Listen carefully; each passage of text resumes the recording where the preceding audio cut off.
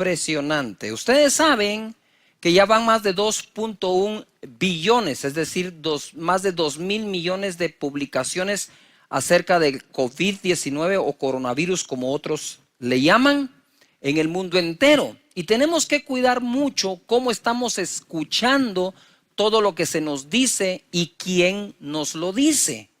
Porque podemos entrar en un pánico terrible y, como hemos estado explicando, está el virus ese que es horrible. Estamos hablando del virus del miedo, y del miedo no solo a la enfermedad, miedo a un desastre económico, una recesión mundial. Y lo que más he estado escuchando yo por ratos en personas es que esto es lo peor que la humanidad ha podido vivir. Y eso no es cierto. En los años 1347 al 1351, la peste negra mató 200 millones de personas. Y la gripe española entre 1918 y el 19 mató 50 millones de personas. Solo estas dos mataron 250 millones de personas. Lo que hoy tenemos con este virus es que de los infectados que pasan a estar afectados, tenemos un índice de vida, de probabilidad de vida, de más del 97%, casi 98%, tomando en cuenta todo el planeta. Entonces nosotros tenemos que ser de las personas que, si por alguna razón fuimos infectados, declaremos que seremos del 98% que va a vivir, y no ponernos a confesar que vamos a ser del 2% que puede morir, porque estamos nosotros confiando en Dios. Lo que hoy tenemos es más información en todo el mundo por redes sociales, todo lo que se dice, mira, los memes, todo está ahí revuelto, desde memes hasta información, hasta videos de esto, videos de lo otro. Y entonces tenemos mucho más información. En aquel entonces, con la peste negra y la gripe española, pues no fluía la información como fluye hoy. Así que ten paz y tienes que aprender cómo vamos a hablar y cómo vamos a escuchar. La palabra es clara en Lucas 8:18 dice: mirad, tened cuidado pues cómo oís, porque todo el que tiene se le da, y a todo el que no tiene, aún lo que piensa tener se le quitará. ¿Cómo estás tú escuchando todo lo que se dice? ¿Tienes algún filtro para escucharlo? ¿Tienes otros datos para escucharlo mejor? ¿Tienes fe y esperanza dentro de ti para saber qué escuchar y cómo interpretar lo que oyes? Porque es importante que le pongamos filtro a estas cosas, es decir, la fe interna que llevamos dentro. Siempre aparece el fatalista: definitivamente el mundo ahora se acaba, es el tiempo de los Walking Dead. Bueno, hemos escuchado muchísimas cosas, pero hemos puesto atención a las palabras que Dios tiene para nuestra vida, porque aquí es clara la escritura diciendo que debemos cuidar cómo oímos, porque lo que tenemos nos podría llegar a ser quitado, o lo que pensamos llegar a tener. Quiere decir que lo que hoy oigo, como lo oigo, puede proveerme un buen o mal futuro. O hay cosas que perdiste hoy y las perdiste por la manera en que escuchaste ayer. Pues no perdamos en el futuro escuchando de mala forma o manera hoy. La palabra de Dios hace que cuando nosotros hablemos, nos dice que cuando hablamos u oímos, algo se puede crear en el futuro. Por ejemplo, dice la escritura: el pan nuestro de cada día dánoslo hoy. Y la interpretación que todo el mundo le ha dado, y la acepto, no estoy combatiendo interpretaciones, es que cada día me dé lo del día. Pero entonces estamos mal yendo al supermercado, teniendo un refrigerador o una alacena. Y no digamos en estos tiempos en que la gente ha salido a correr a comprar todo cuanto puede, ¿verdad? Y hasta lo que no. Entonces, ¿qué decimos acá? El pan de cada día, dámelo hoy. Con esa palabra nosotros estamos llamando una provisión más grande al día de hoy. Ahora, le pregunto algo: ¿la palabra de Dios depende de las circunstancias, o podemos afectar las circunstancias con la palabra de Dios? Hebreos 4:1 dice: temamos pues, no sea que permaneciendo aún la promesa, ojo, la promesa permanece, de entrar en su reposo, algunos de vosotros parezcan no haberlo alcanzado. La promesa de Dios permanece hasta el día de hoy. Lo que tengo que preguntarme es si mi fe en la promesa también permanece el día de hoy. Si Dios hace que su promesa permanezca hasta este día, de este otro lado, mi fe va a actuar para que esa promesa que permanece venga a mí, venga a ti. Porque también dice la Escritura en el verso 2, a nosotros se nos ha anunciado la buena nueva, buenas noticias, como a ellos, pero no les aprovechó el oír la palabra por no ir acompañada de fe en los que la oyeron. Ojo, hay fe en aquel que da la palabra. ¿Sería un problema venir a dar palabra sin fe? Señores, no estamos aquí para entretenerles, estamos aquí para edificarles. Claro, hacemos todo lo más bonito posible para que seas edificado y que tengas, ¿cómo te dijera yo? Tus sensores, tus receptores atentos a recibir esa palabra. Pero yo podría tener toda la fe para hablar. La pregunta es si tú tienes toda la fe para escuchar. Porque la palabra que les dieron a los antiguos, luego le dieron a ellos, es la misma. Pero a unos no les aprovechó por no mezclarle fe. Esto lo he enseñado en otras veces, pero este momento es preciso recordarlo. Mi esposa Sonia, cuando yo voy al gimnasio, suele hacerme unos panqueques, unos hot cakes en la mañana, que les pone un poco de proteína, les pone claras de huevo y les pone banano. Y esa masa se produce mezclando los elementos. Entonces se licúa y luego queda una masa donde ya no distingues tú qué es banano, qué es proteína y qué es el resto de los elementos. Luego se pone al sartén y luego la comes, pero ya los elementos se mezclaron. Así es esto. En la palabra de Dios hay una promesa que necesita tu fe. Ojo acá. Promesa mezclada con fe, igual bendición para nuestra vida. Y ahí ya no la sabes, ¿eh? ¿Cómo la distingo? Ya se convirtió en algo nuevo. La promesa de Dios de sanarte, la promesa de Dios de proveerte, la promesa de Dios de cuidarte está allí. Cuando le mezclas fe, se convierte en la bendición que llega a tu vida. Así que tenemos que oír con fe. Ahora, ¿escucharon a Dios sin fe o escucharon a sus profetas sin fe? A los profetas. Y por eso hay mucha lucha y esfuerzo de personas para desacreditar a aquellos que predicamos la palabra, para que los oídos o receptores ya no escuchen con la fe. Entonces, promesa sumado a falta de fe no se aprovecha. Aquí la palabra aprovechar significa sacarle el beneficio, la ventaja, utilidad, ganancia a esa palabra. Y la palabra mezclar es combinar, es un ánimo derivado de un temperamento, dice el diccionario. Por lo tanto, oigamos con fe. ¿Cómo estamos hablando? Marcos capítulo 11, verso 20. Debemos alinear el corazón a la boca. Y pasando, dice, por la mañana, vieron que la higuera se había secado desde las raíces. Y yo sé que saben este verso y sé también que nos ha costado ver algunas cosas en el pasaje. Y quiero que pongas atención a lo que ahora desarrollo por el Espíritu Santo. Entonces Pedro, acomodándose, le dijo: Maestro, mira, la higuera que maldijiste se ha secado. La higuera que maldijiste. Ojo, no dijo la higuera que bendijiste. Entonces este pasaje es delicado porque habla de lo que ocurre con las palabras que salen de nuestra boca. Vienen a ser delicadas y deben de ser palabras de vida y no de muerte, de bendición, no de maldición, de salud, no de enfermedad, ¿verdad? De bienestar y no de pobreza.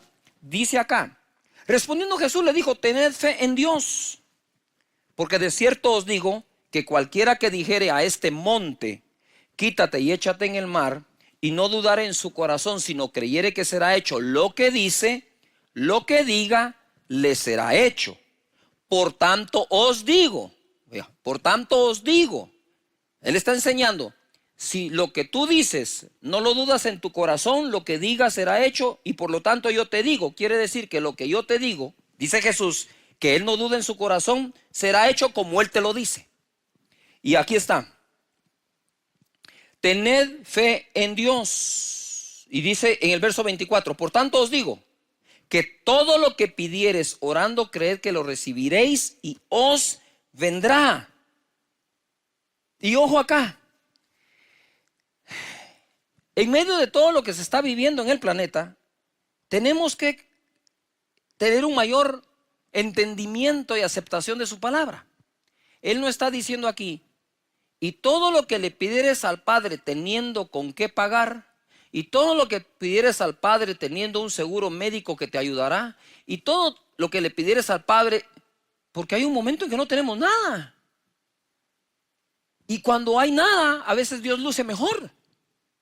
Porque nuestra mirada se pone en Él, nuestra fe en Él. Y tienes que aprender algo, voy a hacer un paréntesis. No hagas oraciones de miedo. El miedo te puede provocar a hacer una oración, pero la oración no tiene que ser de miedo, tiene que ser de fe. Así que lo que digamos creyendo, eso será hecho. Salmo 116:10 dice, creí, por tanto hablé, estando afligido en gran manera. No estamos negando la aflicción. El mismo Jesús dijo, en el mundo tendréis aflicción, pero confiad, yo he vencido al mundo. Lo que nos está diciendo aquí la Escritura es, afligido yo, creí y hablé, pero no creyó en lo que le afligía, sino creyó en la solución para la aflicción. Y mucha gente hace oraciones creyendo que está orando fe y está orando miedo. Yo no digo que no tengamos miedo, por favor. El Señor viene y dice, no temas, y nos ministra nuestra emoción. Tampoco estoy diciendo que no nos aflijamos. Aquí dice, afligido yo en gran manera, hablé porque creí. ¿Qué habló? Habló buenas palabras de vida y no de muerte.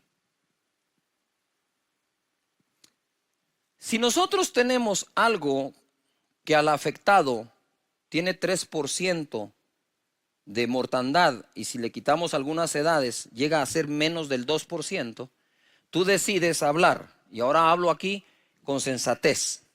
Si has sido contaminado por el virus, o has sido ya infectado y además afectado por el virus, tú y tu familia deciden qué hablar. ¿Vas a ser del 2% que se muere? ¿O vas a ser del 98% que vive? Pues de una vez adelantémonos y decirle, Señor, creo que nada de eso va a afectarme, pero si me llegara a afectar, yo seré de los que viven y voy a tener vida y vida en abundancia, y lo que viene después de esto será mejor para mi vida, para mi familia, aún para mi cuerpo, creando anticuerpos. Eso nunca más me va a volver a tocar. Decidimos qué hablar. ¿Cuál es el problema? Que Jesús no bendijo la higuera, la maldijo y se secó. Entonces tenemos que tener cuidado lo que hablamos, bueno y malo.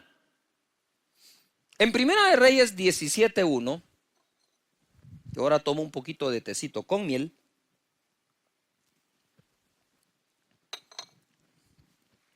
Primera de Reyes 17:1, hay una historia que yo quise como recortarla, pero para serles sincero, no pude recortarla. Así que ahí les va. Verso 1. Entonces Elías Tisbita, que era de los moradores de Galaad, dijo a Acab, vive Jehová Dios de Israel, en cuya presencia estoy, que no habrá lluvia ni rocío en estos años, sino por mi palabra. No, esto es too much, demasiado. Pastor Cash, ¿qué es demasiado? ¿Eso es demasiado? ¿Cómo no va a ser demasiado que el profeta se atreva a decir, vive Dios, que no va a llover, ni siquiera rocío van a haber en todos estos años, sino por mi palabra? Oh. Ay, Señor, ¿no será que Jesús de aquí tomó lo que nos dijo en Marcos? Que todo lo que dijeres creyendo en tu corazón sin dudar, eso es lo que va a pasar, lo que vas a obtener. Pero esto está aquí demasiado fuerte. Esto es, como dijo mi amigo, un uff. Dijo, no va a llover hasta que yo lo diga. ¿Y este qué se cree? Profeta. ¿Y qué más se va a creer? Y él incluso va a ser víctima de esta palabra, y van a ver. Entonces vino palabra de Jehová diciendo, apártate de aquí y vuélvete al oriente y escóndete en el arroyo de Querit, que está frente al Jordán. Le dio una orden. Dice, beberás del arroyo, provisión de agua. Y yo he mandado a los cuervos que te den allí de comer. Él fue e hizo conforme a la palabra de Jehová. Pues se fue y vivió junto al arroyo de Querit, que está frente al Jordán. Nota esto. Dios le dio la orden a Elías de permanecer en el arroyo de Querit. Al mismo tiempo le dio la orden a los cuervos que le den de comer. Ojo, porque esto se pone buenísimo.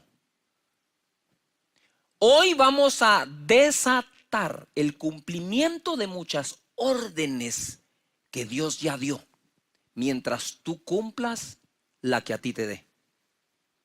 Cuando Elías se puso en camino hacia el arroyo, ya los cuervos recibieron la orden de alimentar a Elías. Va al arroyo y en el verso 5 dice, verso 6, perdón. Y los cuervos le traían pan y carne. No puede ser posible que le traían un sándwich de carne. Y dice, por la mañana y pan y carne por la tarde, y bebía del arroyo. Estas son las maneras en que Dios provee. Miren, en la Biblia hay cualquier cantidad de historias de provisión. Y ese virus del miedo al desastre económico lo tenemos que combatir con total confianza en Dios, que no hemos visto un justo desamparado ni su simiente que mendigue el pan, y que Dios es nuestro pastor, nada nos faltará. Beberás del arroyo, le dijo, y he mandado a los cuervos.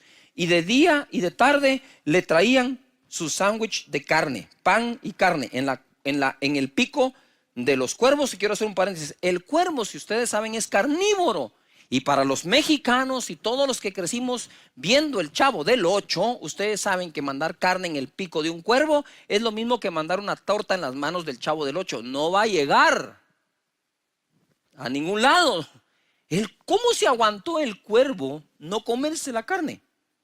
Solo porque el cuervo obedeció a Dios tanto como Elías también lo hizo. Y dice aquí la escritura, en el 7, pasados algunos días se secó el arroyo porque no había llovido sobre la tierra. Vino luego a él palabra de Jehová diciendo, otra orden, levántate, vete a Sarepta de Sión y mora allí. He aquí yo he dado orden. Le dio una orden a Elías y ahora dice, le he dado orden allí a una mujer viuda que te sustente. Si hubiera sido, le empiezo a argumentar a Dios, no, Señor, una viuda no, es una mujer desamparada, es una mujer que está sola. No, que no pase eso. Porque reaccionamos de acuerdo a nuestras emociones. Entonces él se levantó y se fue a Sarepta, y cuando llegó a la puerta de la ciudad, he aquí una mujer viuda que estaba allí recogiendo leña. Y él la llamó y le dijo, te ruego que me traigas un poco de agua en un vaso para que beba. Y yendo ella para traérsela, él la volvió a llamar y le dijo, ey. ¿Verdad? Ahora que me acuerdo, Dios me dio agua del Querit, del río, y me dio carne a través de los cuervos y pan. He pedido agua, pero me falta el pan. Y le dice, te ruego que me traigas también un bocado de pan en tu mano. Ella sería el nuevo cuervo para él.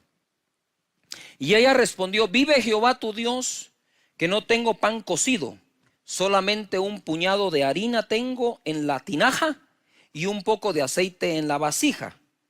Ahora recogía 2 leños para entrar y prepararlo para mí y para mi hijo, para que lo comamos y nos dejemos morir.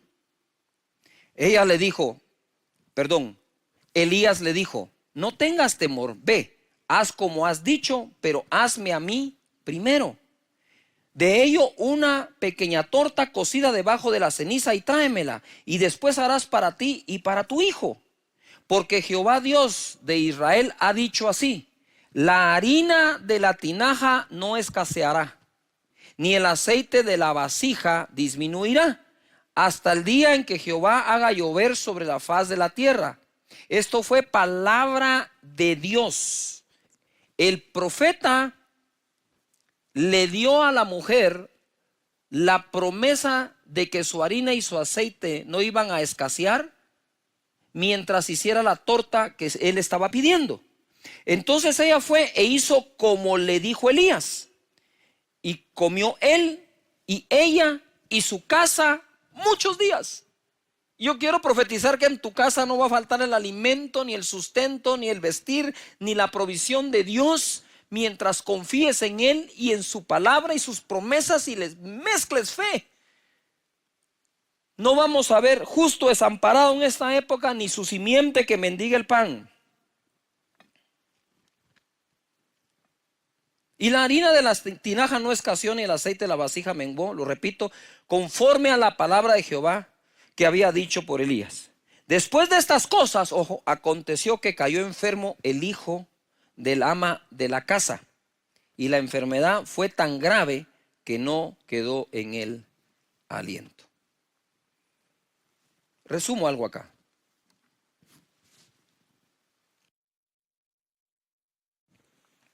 Cuidemos cómo hablamos, porque en esta historia se cumplió la palabra de Dios. Le he dado la orden al cuervo que te alimente, le he dado la orden a una viuda que te alimente, y le he dado a la orden a la harina y al aceite que no escasee. Eso se cumplió, fue lo que Dios dijo, todo se cumplió.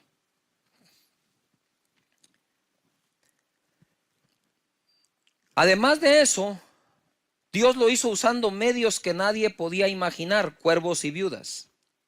Primero usó algo lógico acompañado de algo imposible. Le dio agua del arroyo, pero usó aves carnívoras para traer carne.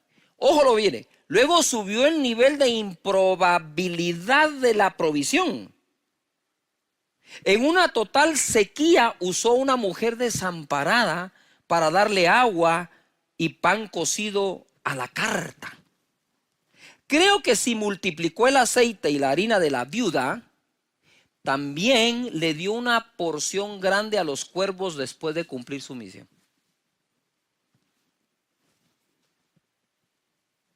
Porque si Él alimenta a las aves, ¿cómo no nos va a alimentar a nosotros?, dijo Jesús. Yo creo que Jesús sacaba algunas cosas de la interpretación de todas estas historias. Creo que si multiplicó esto, también va a multiplicar lo tuyo. Si notan, Dios dio la orden a los cuervos y a la viuda. ¿Estamos claros? Ahora mi pregunta en casa es, ¿cuándo? Porque no hay un pasaje donde diga, y Dios se le apareció a la viuda y le dijo, vendrá un profeta y darás de comer y él te pedirá agua y le harás una torta. No miramos cuando de pronto están los cuervos y aparece Dios y Dios le dice, hey, cuervos, necesito que ustedes alimenten al profeta Elías allá en el arroyo. No vemos en qué momento dio la orden, solo sabemos que dio la orden. Eso es impresionante. Eso me toca mucho. Porque hay órdenes que ya Dios dio, que se van a desencadenar cuando tú cumplas la que a ti te da. Cuando Elías cumplió la orden de él, los cuervos cumplieron la orden. Cuando Elías cumplió la orden, la mujer cumplió la orden. Cuando la mujer cumplió la orden, la harina y el aceite cumplieron sus órdenes. Esto es fenomenal. Para aquellos que un día vieron la palabra Inception, y si no, mírenla, es eso. Esa película trata de alguien que ponía en el subconsciente como un sueño para que cuando algo pasara se detonara y se cumpliera. Dios ya puso en el corazón, mira, estamos viviendo un tiempo de cosas sobrenaturales, y quiero decirte esto, lo digo con temor, con temblor, con respeto y guardando mi distancia. Pero hay gente con muchos recursos quebrando.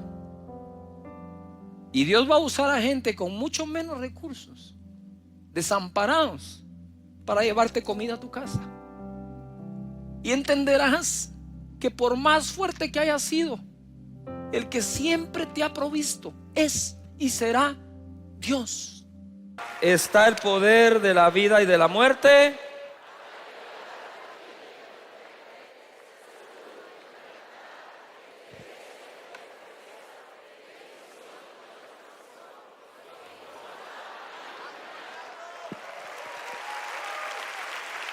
Muy bien. Puedes tomar tu lugar. Antes de ir a las escrituras como tal, este testimonio lo pasamos hace unos días y quisiera que lo podamos observar de nuevo. De este modo, todos sabrán que son mis discípulos, si se aman los unos a los otros. Hola, mi nombre es Hazel Silvestre, tengo 31 años, soy líder de Casa de Dios, asisto hace 3 años, pues ha sido de mucha bendición y hoy quiero contarles cómo conocí a don Gilbert y cómo lo encontramos. Pues don Gilbert estaba metido en el alcoholismo y él vivía siempre ahí y pues en nuestros corazones con mi esposa nació poderlo ayudar, poderlo pues de una forma sacarlo de ahí, pero sabíamos que solo Jesús lo podía hacer. Lo invitamos a un encuentro y él pues no quería al principio, al final aceptó. El reto fue cuando el día que íbamos a irnos, ya no quería ir. El primer encuentro que yo me fui, me vinieron a invitar el grupo, ¿va? Me llevaron, pero yo iba tomado, llevaba alcohol todavía. Cuando me agarró una temblazón en el cuerpo, ¿verdad? Fue cuando ellos me agarraron, me llevaron para la regadora a bañarme, me dieron ropa, me dieron zapatos y no me detenían la diarrea. Y me llevaban otra vez a echarme agua, así me tenían puro que un niñito, ¿va? Me tenían. Y llegó al extremo donde él empezó a temblar y él decía que quería alcohol y que eso era lo que su cuerpo necesitaba, y empezamos a creerle a Dios y Dios empezó a hacer la obra. Pero lo que más me impacta fue cuando lo llevamos al baño a bañarlo en agua caliente. Cuando lo desvestimos, pues me impresiona, me impacta cómo estaba su cuerpo lleno de llagas, lleno de ronchas. Y pues él nos contaba que tenía 2 años de no bañarse. Y entonces ahí fue el reto, porque empezamos a bañarlo y lo empezamos a cambiar. Mis compañeros le regalaron ropa, zapatos y lo cambiamos. Cuando nos venimos, al llegar aquí, agarré para la cantina. Ya no vine aquí a mi casa, que agarré directo para la cantina. Y entonces ahí fue donde comencé otra vez. A los 20 días caí a la cama. Ahí fue donde me enfermé. Ya rápidamente me sacó mi familia para el hospital. Llegando allá, el doctor me regresó, me dijo que ya no tenía vida, que solo 2 días tenía de vida. En el examen ahí le salió cirrosis, le salió hepatitis en el hígado, broncomonía en los pulmones, así que su vida está destrozada. Y una vez dijo el doctor, llévenselo. Regresamos de ese encuentro, él volvió a caer en el alcoholismo nuevamente. Se enfermó, cayó en cama. Los doctores le dijeron que le daban 2 días de vida porque su salud estaba destrozada. Y pues él cayó en cama privado, pues acerca de 1 mes. Él pues sentía que ya moría, pero su fe seguía respirando dentro de él, su espíritu seguía recibiendo. Nosotros empezamos a orar, a creerle a Dios que él lo iba a levantar. Lo que para los médicos era imposible, creíamos que para Dios era posible.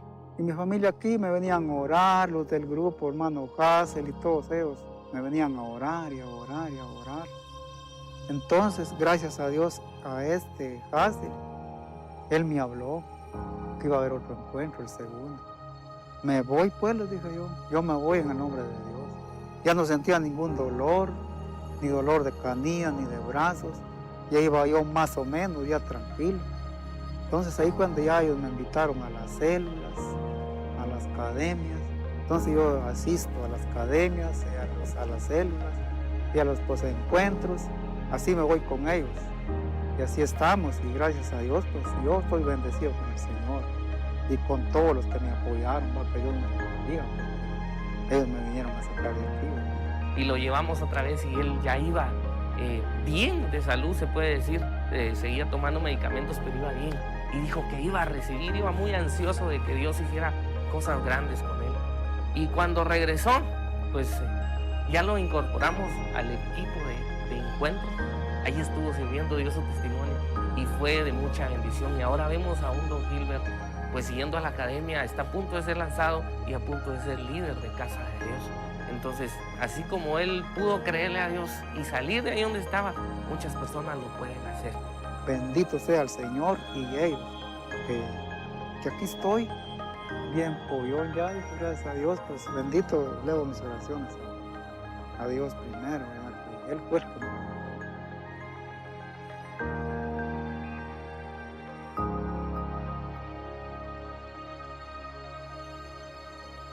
En Casa de Dios, cada día tiene una historia de amor. Dale un fuerte aplauso a Jesús.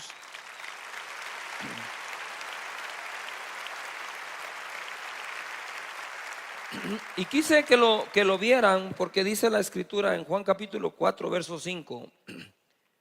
Vino pues a una ciudad de Samaria llamada Sicar, junto a la heredad que Jacob dio a su hijo José. Y estaba allí el pozo de Jacob. Entonces Jesús, cansado del camino, se sentó así junto al pozo. Era como la hora sexta. Vino una mujer de Samaria a sacar agua y Jesús dijo: dame de beber. Pues sus discípulos habían ido a la ciudad para comprar o a comprar de comer. La mujer samaritana le dijo: ¿cómo tú, siendo judío, me pides a mí de beber, que soy mujer samaritana? Porque judíos y samaritanos no se tratan entre sí. Esto es un problema grave de la sociedad hoy, después de 2000 años. 2000 años después, 3, 4000, dependiendo de dónde partamos, la humanidad sigue teniendo este mismo tipo de problemas. Perdón lo que voy a decir, es ridículo que generación tras generación tras generación no hayamos enseñado a nuestros hijos a romper barreras sociales, racismo, barreras económicas. Y por eso me gusta poner este testimonio también, porque en Casa de Dios caben todos. En esta iglesia no se hace acepción de personas, se predica a toda criatura. No sé si me estoy explicando. Nosotros no podemos hacer eso. Mira lo que hizo Jesús. Dame de beber, le dijo. Y ella le dijo: pues que no nos tratamos. Respondiendo Jesús le dijo: si conocieres el don de Dios y quién es el que te dice. Escucha que hay dos cosas que conocer. Si conocieras el regalo de Dios y quién es el que te está hablando, y te dice: dame de beber, tú pedirías a él y él te daría agua viva. La mujer le dijo: Señor, no tienes con qué sacarla y el pozo es hondo. ¿De dónde pues tienes el agua viva? Es decir, ella no sabía de qué estaba hablando Jesús. Y así nos pasa muchas veces, ¿verdad? Empezamos a leer las escrituras, no sabemos ni de qué están hablando, pero paciencia, y el Espíritu Santo lo va a revelar. Y dice acá: ¿de dónde pues tienes el agua viva? ¿Acaso eres tú mayor que nuestro padre Jacob, que nos dio este pozo del cual bebieron él, sus hijos y sus ganados? Respondiendo Jesús le dijo: cualquiera que bebiere de esta agua volverá a tener sed, mas el que bebiere del agua que yo le daré no tendrá sed jamás, sino que el agua que yo le daré será en él una fuente de agua que salte. ¿Para qué?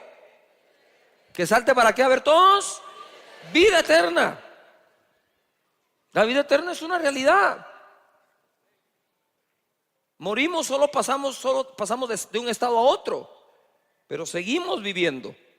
La mujer le dijo: Señor, dame esa agua para que no tenga yo sed ni venga aquí a sacarla. Jesús le dijo: ve, llama a tu marido y ven acá. Respondiendo la mujer y le dijo: no tengo marido. Jesús le dijo: bien has dicho, no tengo marido, porque 5 maridos has tenido y el que ahora tienes no es tu marido. Esto has dicho con verdad. Y le dijo a la mujer: Señor, me parece que tú eres profeta. Jesús se mostró vulnerable ante la necesidad de comer y beber agua. Los discípulos se fueron a comprar de comer Y Jesús dijo, no puedo esperar, pensó, no puedo esperar que vengan, tengo mucha sed. Y le dice a la mujer samaritana, hey, mujer, ¿tú me podrías dar un vaso de agua? Tengo sed. La mujer dijo, ¿qué? ¿Cómo así? Primero, tú eres hombre, soy mujer. No se acercaban tan fácil. Segundo, tú eres judío, yo soy samaritana, y está claro que no nos tragamos. Pero mira cómo es el estereotipo. Porque judíos y samaritanos no se llevaban entre sí. Yo le hubiera respondido, deja en paz a todos los judíos y a todos los samaritanos, tú y yo hablemos. Tú no tenés que formar parte de un grupo que rechaza a otros. Tú no tenés que formar parte de un estereotipo religioso. ¿Me estoy explicando? Debe ser genuino, debe ser vulnerable, debe ser accesible. Y entonces vemos acá a ellos dos conversando y Jesús rompe una barrera, como les dije, racial, o social, económica incluso. Y dice, y en este caso Jesús pidió algo antes de ofrecer. Es un caso muy extraño, porque Jesús siempre ofreció. A ella le pidió un vaso de agua y se autoinvitó a la casa de Zaqueo un día. Está Zaqueo tratándolo de ver en el árbol ese famoso de sicómoro, y estaba en el árbol, y cuando Jesús pasa le dice, hey Zaqueo, le dijo, date prisa, baja de ahí, hoy tengo que cenar en tu casa, le dijo. No sé si me explico. Jesús en ese caso no esperó que lo invitaran, así como cuando vos, ¿verdad? Cuando vas al restaurante y te haces el Lucas cuando pasan la cuenta, y siempre que pasan la cuenta, ay, tengo que ir al baño. No sé si, ¿verdad? No. Pero Jesús se autoinvitó porque sabía que la salvación tenía que llegar a Zaqueo. De hecho, Jesús fue el que dijo, hoy la salvación ha llegado a esta casa, Zaqueo. Hoy estoy hablando del tema Jesús nuestro Salvador. Ya hablamos Jesús, el alfa y el omega, el principio y el final. Jesús nuestro Salvador, Jesús nuestro amigo. Si le quitas a Jesús todos los milagros en el Nuevo Testamento, ¿qué te queda? Un buen conferencista. Y un buen conferencista no aguantaría sobrevivir más de 2000 años con la cantidad de discípulos que tiene en el mundo. Y le dice, si conocieras el don de Dios o el regalo, ¿y quién pedirías? Ojo, cuando por fin te he revelado lo que Dios te quiere dar, ¿y quién es Dios? Pedí. No tengas pena de pedir, no seas falsamente humilde. Ay, no, es que eso de pedirle a Dios, ¿y a quién más le vas a pedir? No es que cuando uno ora no pide, pero ahí andas regateando, ahí andas pidiendo que te den trabajo, que te den una cita, y ahí que Él conecte y llamar a alguien.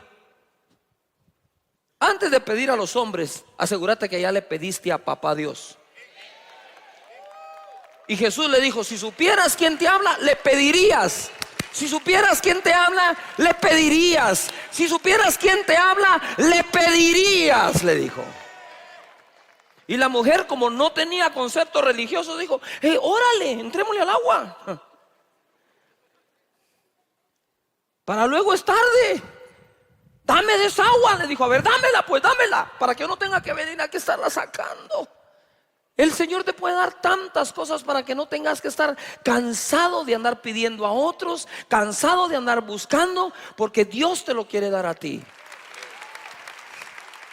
Cuando tú no comprendes la paternidad de Dios, difícilmente vas a entender la prosperidad de Dios. Cuando por fin entiendes la paternidad de Dios, todas esas doctrinas empiezan a caer en su lugar. Y dices, ay, con razón si es mi padre. Pero mientras solo sea tu Dios, conocer a Dios por Padre es lo más grande de las revelaciones bíblicas. No creo que exista una más grande. Que se te revele.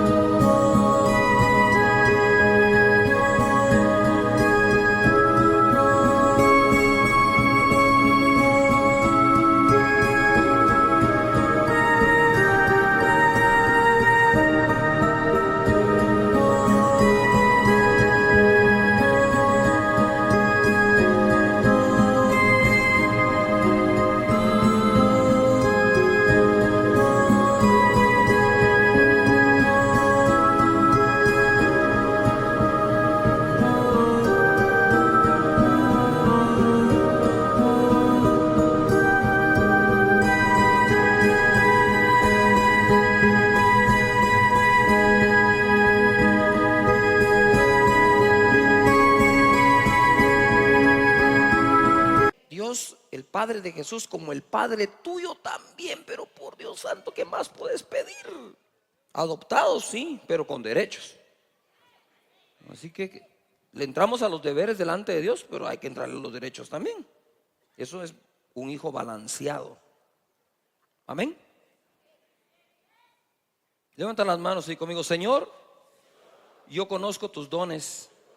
¿Y quién me habla? Te voy a pedir.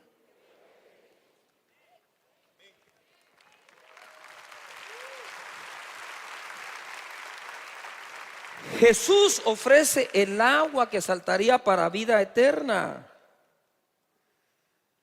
Jesús no se distrajo de su misión. Mira, ojo acá. El propósito de la conexión de Jesús con alguien era traer salvación. Por eso hablamos hoy de Jesús, nuestro ¿qué? Salvador. Verso 25. Le dijo la mujer: sé que ha de venir el Mesías, llamado el Cristo. Cuando Él venga nos declarará todas las cosas. Jesús le dijo: yo soy el que habla contigo. En esto vinieron sus discípulos y se maravillaron que hablaba con una mujer, lo que les decía. Sin embargo, ninguno dijo: ¿qué preguntas o qué hablas con ella? Entonces la mujer dejó su cántaro y se fue a la ciudad y dijo a los hombres: venid, ved a un hombre que me ha dicho todo cuanto he hecho. ¿No será este el Cristo? Entonces salieron de la ciudad y vinieron a él. Él hablaba con quienes otros no hablaban. Por eso es que Jesús obtuvo los resultados que otros no obtuvieron.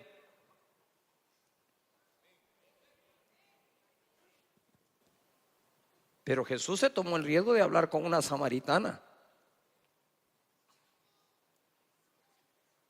Y lo primero que dijo a la samaritana es: ¿y aquí qué está pasando si nosotros no nos tragamos entre nosotros mismos?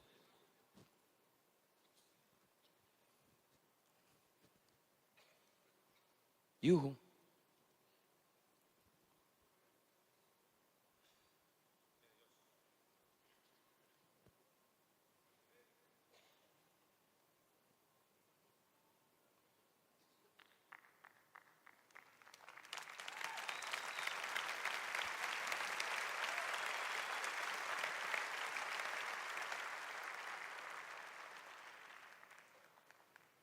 Y en el verso 39 dice: y muchos de los samaritanos de aquella ciudad creyeron en él por la palabra de la mujer, que daba testimonio diciendo: me dijo todo lo que he hecho. Nota que ella no daba testimonio de sí misma, ni tiempo le dio a hacer un testimonio en tan poco tiempo, en ese día. El testimonio que ella daba era acerca de Jesús, no acerca ni siquiera de lo que Jesús hizo en ella, lo que Jesús le dijo nada más. Mira, Jesús me dijo, me parece que es profeta. Y entonces le habla a los samaritanos y muchos de ellos creyeron, dice. Y entonces en el verso 41 dice acá: y creyeron muchos por la palabra de él, y le decían a la mujer: ya no creemos solamente por tu dicho, porque nosotros mismos hemos oído y sabemos que verdaderamente este es el Salvador del mundo, el Cristo.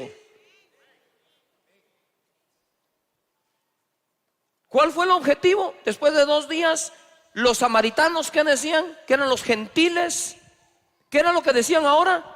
Verdaderamente este es el Salvador del mundo, no solo de los judíos. ¿Vos te imaginas lo que está pasando en ese momento ahí? El acceso que Jesús está teniendo. Desde ahí Jesús mostraba que quería salvar a los guatemaltecos también, a los mexicanos también, a los ticos también, a los salvadoreños también, a los argentinos, a los chilenos, a los gentiles. Si Jesús no se atreve a hacer esto, por más que sea el Salvador del mundo, Él, la revelación de que sea, no la tienen los demás. Tú ya tenés la revelación que Él es el Salvador, pero Dios te quiere usar para que otros sepan eso.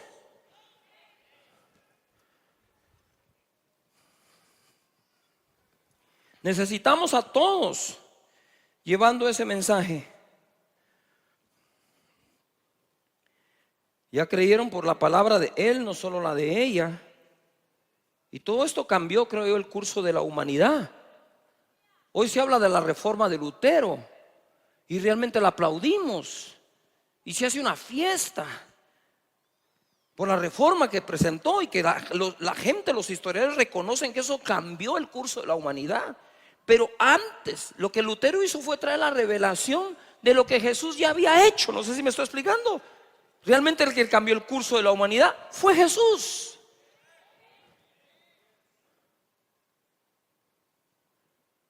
Se acercó, rompió una barrera para poder llegar allí. Después de 2 días los samaritanos creyeron que Jesús era verdaderamente el Salvador del mundo y no solo de los judíos.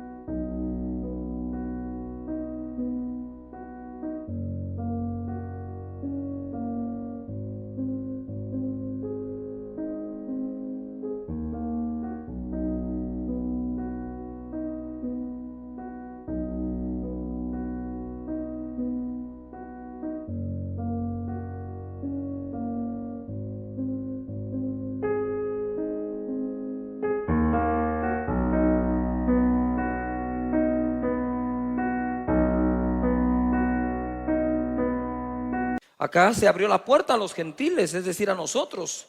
Jesús no ofreció un método para la salvación, sino la salvación en sí misma. Jesús desafió el status quo de todos los que andaban enseñando de Dios. Él fue más allá de solo enseñar, porque Él estaba interesado en salvarlos, que es diferente. ¿Serás tú la persona que rompa barreras con tal de llegar ahí? Esta mujer había tenido 5 maridos. No dice 5 hombres o amantes, 5 maridos. O sea, o era 5 veces viuda o había fracasado 5 veces. Pero cuando él le va a ofrecer el agua de vida, no hizo acepción de persona. Jesús no dijo, uy, no, esta mujer tiene 5 divorcios, se ha casado 5 veces o quedó 5 veces viuda. A saber si esta mujer los envenena, a saber qué es lo que hace. Entonces, no, uy, chish.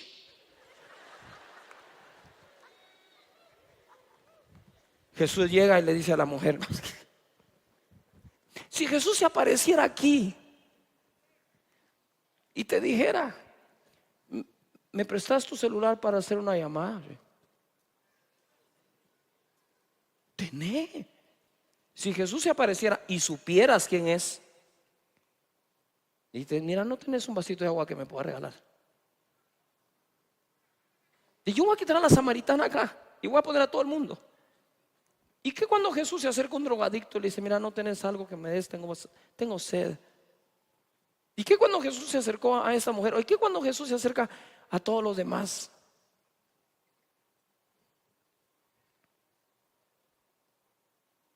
Ya dejen de andarse juzgando entre ustedes mismos por los amigos que otros tienen. Si no te acercas, si sos amigo, mucho menos lo vas a ganar para Jesús en tu corazón. Mateo 1:20 dice, y pensando él en esto, he aquí un ángel del Señor le apareció en sueños y le dijo, José, hijo de David, no temas recibir a María tu mujer, porque lo que en ella es engendrado del Espíritu Santo es, y dará a luz un hijo y llamará su nombre Jesús. Llamará su nombre Jesús. Todo el mundo diga Jesús. Porque él salvará a su pueblo de sus pecados. Él viene a librarnos de la consecuencia del pecado, que es muerte, pero la dádiva de Dios es vida eterna en Cristo Jesús. Lucas 2:8, fíjate, cuando se anuncia el advenimiento de Jesús a José, le dijo, su nombre va a ser Jesús, porque él salvará. Segunda cosa, el propósito quedó claro. Lucas 2:8. Había pastores en la misma región que velaban y guardaban las vigilias de la noche sobre su rebaño. Y aquí se les apareció un ángel del Señor, y la gloria del Señor los rodeó de resplandor, y tuvieron gran temor. Pero el ángel les dijo, no temas, porque aquí os doy nuevas de gran gozo, que será para todo el pueblo, que os ha nacido hoy en la ciudad de David, otra vez David, un Salvador que es Cristo el Señor. Ahora, ojo acá. Estaban los pastores, a ver conmigo, pastores. Y yo quisiera usar la figura del pastor de la oveja natural, a pastor de ovejas, personas. Que ojalá los pastores de hoy tengamos tan claro que no se trataba del resplandor que los rodeó, que no se trataba de la gloria que bajó. Se trataba de que el ángel les dejó claro que lo que venía era el Salvador. Y a veces tú querés estar siempre en la gloria, bendito Dios, y la unción, bendito Dios. Pero yo no sé por qué inconsciente o conscientemente reclamas tanto eso, si de esa gloria no sacas el mensaje de Jesús para nadie. Yuju. Que la gloria de Dios es algo que Dios decide si baja o no, o tú tenés potestad de hacerla bajar. Dios decide. Pero si tenés la responsabilidad de hablar de Jesús, esa es tuya. ¿Con o sin resplandor?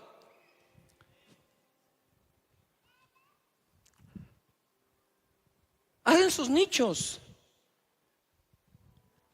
Ya no continúan con el llamado que Jesús les hizo, sino que velan por el bienestar común.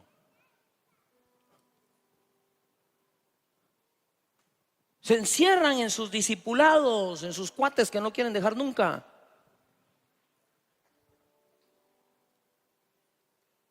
En lugar de ir y presentar a Jesús como Señor y Salvador, dice: pero es que, pastor, mi testimonio y el de la samaritana, ¿qué?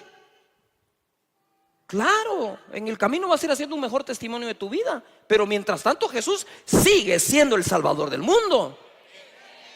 Estés vos vivo, estés muerto, estés santo, no estés santo, Él sigue siendo el Salvador del mundo. Cuando comprendas eso, tu mensaje, aunque no lo creas, va a ser más puro, porque no tiene que ver con tu condición, tiene que ver con que Jesús es el Salvador.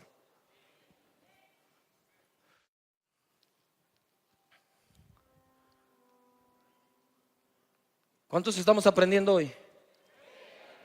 Entonces se le declaró a José, se les dejó claro a los pastores qué era lo que iba a pasar. Y en Juan capítulo 14, 6 Jesús lo tiene claro y dice: Jesús dijo: yo soy el camino y la verdad y la vida, nadie va al Padre sino por mí. Juan 3:36 dice: el que cree en el Hijo tiene vida eterna, pero el que rehúsa creer en el Hijo no verá la vida, sino que la ira de Dios está sobre él.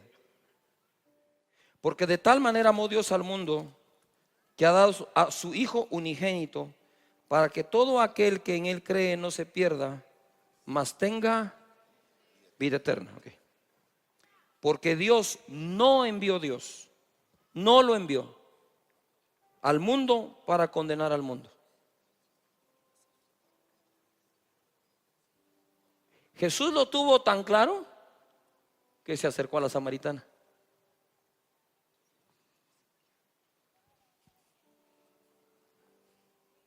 ¿Por qué? Porque Él sabía que su Padre no lo envió a condenar al mundo, dice acá, sino para que el mundo sea salvo por Él.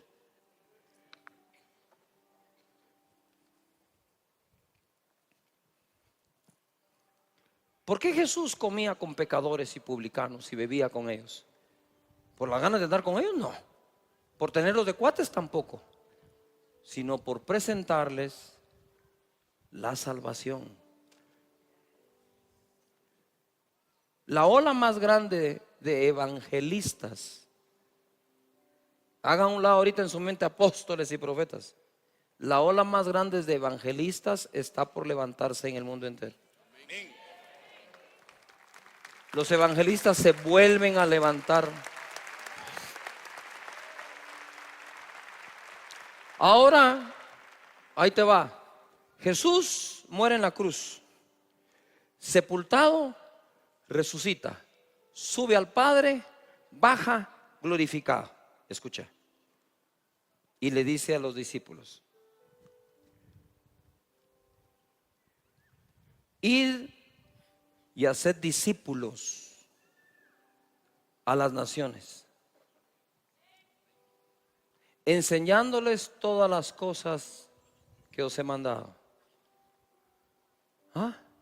Bautizándolos en el nombre del Padre, del Hijo y del Espíritu Santo. Ahora quiero decirte esto. Si yo fuera tu papá y estoy en mi lecho de muerte, estoy por partir, yo te digo, hijo, esta es mi última voluntad.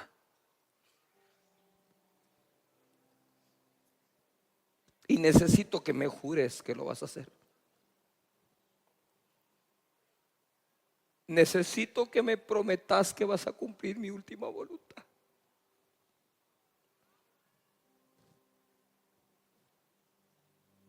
Dices, Padre, ¿cuáles bellas discípulos?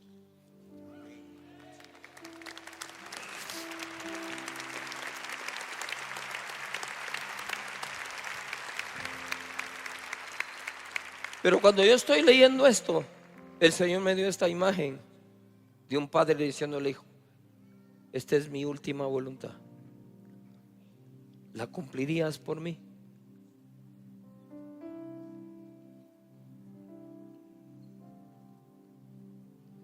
Una vez Jesús resucitó y fue glorificado, esta fue la instrucción que dejó clara. Entonces te voy a hacer una pregunta. Si eso fue lo que dejó claro hacer, ¿para qué ponernos a hacer otra cosa?